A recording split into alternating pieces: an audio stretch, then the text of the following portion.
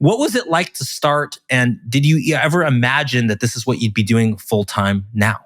Ben, I could never have imagined that I'd be doing this full time. And I could never have imagined how Instagram particularly, which is where I began, would give me such a huge platform for such a mammoth change in my life after 50, where I started in October 2019. My kids were in their late teens and they really didn't need me at home anymore. I'd kind of not really gone back to work for quite a long time. I'd done an interior design course, interior decorating. I'd done our house. I'd helped friends.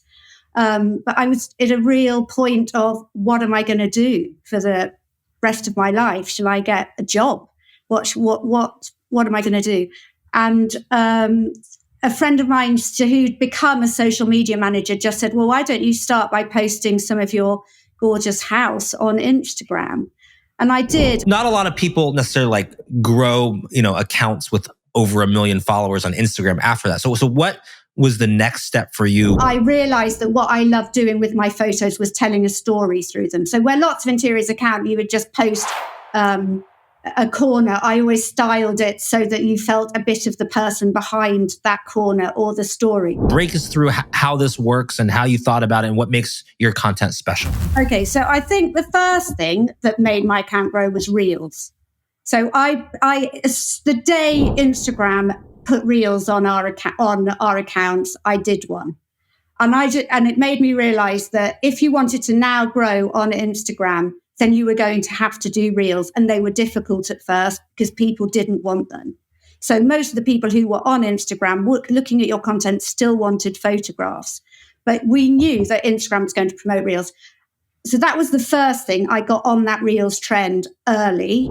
Before. So it was an opportunity to build and it was being prioritized if you could do it early. Yeah. And the second thing I did with Reels from that early time was the ones that were being done were very instructive, as you can imagine, particularly interiors content creators. It was loud, trendy music. It's like step 1, take your flowers and arrange them this way. Step 2, adjust the background to frame the flower. I'm making this up, but it was literally very prescriptive. Or very click, here's my room before, click, here's my room painted and styled. It was full of DIYs, transitions, before and afters. And my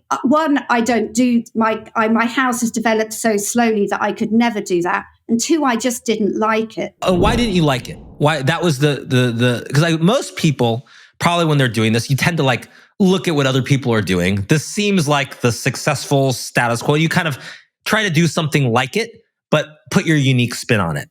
So maybe it would be a normal way to go about it. So why did you say I just don't like it? First of all, why did you notice that? I didn't enjoy particularly watching them. I didn't enjoy the music, and it wasn't me. I knew that I was never going to, that was not me. Me was telling a story about my house through and evoking emotions, which is what my house is about.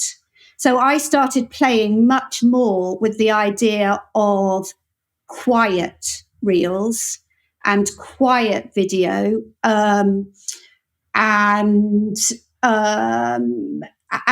music that was not obviously trending at the time. Something that was different then was less of before, after, boom, boom, in your face, ta-da, and more of something that was a little bit more you notice things, as something for people that have a discerning eye, as something else, as something a little bit a nice touch. Yeah, it was definitely that. And very much about noticing those little things in life that you didn't necessarily notice, that had the actual ability set to the right music to give you a really big emotional punch. So I decided to go, as opposed to the instructive Reels that were being done at the time, here we are, let's paint a ceiling white, to this content that really tried to touch people emotionally.